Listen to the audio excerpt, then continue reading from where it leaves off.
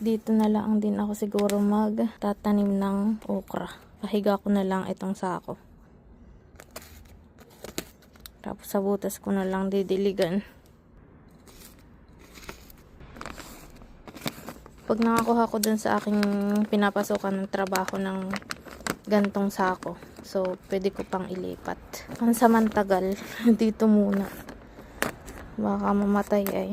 Lalagyan ko ng tubig, syempre.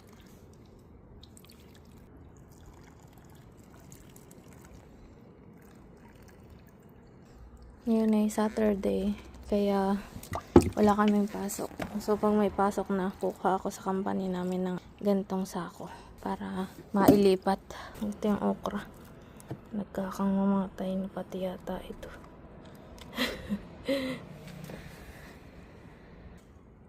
Awa naman eh.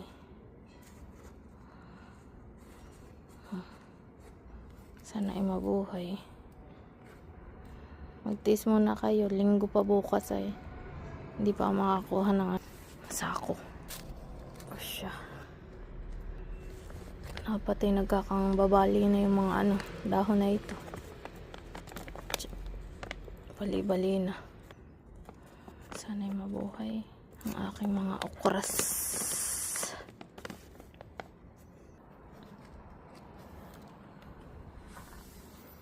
Alantutay na. Mainit ta ngayon ay. Paiba-iba yung temperatura dito. Lamig sa gabi, mainit sa umaga. Sana ay mabuhay. Ito.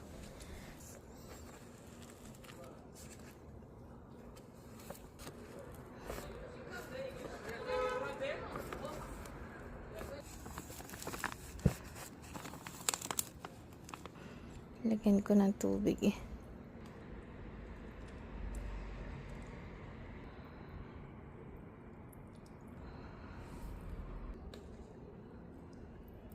So, nakapaglipat na tayo ng okra. Sana ay mabuhay ito.